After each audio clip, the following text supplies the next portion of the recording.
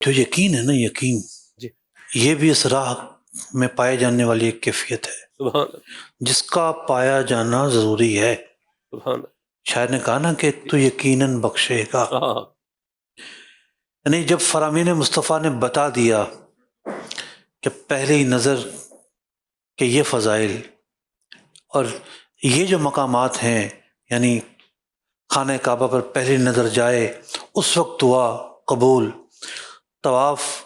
میں دعا قبول، حتیم میں دعا قبول، اور مقام ابراہیم پر دعا قبول،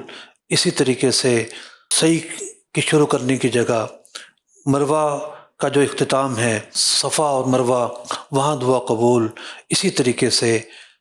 مقام عرفات، اللہ اکبر، 9 تاریخ حج کا دن، اور سب سے بڑا جو انعام ملے گا اس دن کہ بندہ اس طرح پاک و صاف ہو جائے گا کہ آج ہی ماں کے بطن سے پیدا ہوا ہے۔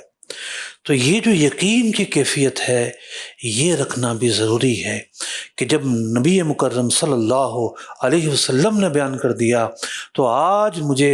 رب کریم یہ نعمت ضرور عطا فرمائے گا، تو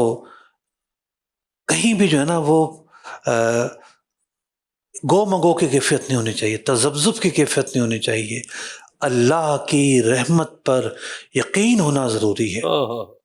پیشانی جھکی تیرے آگے اور سامنے کعبے کا جلوہ، پیشانی جھکی تیرے آگے اور سامنے کعبے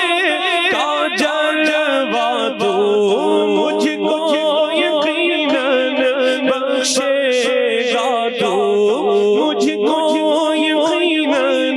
بخشے گا۔ میں تیرے حرم میں آیا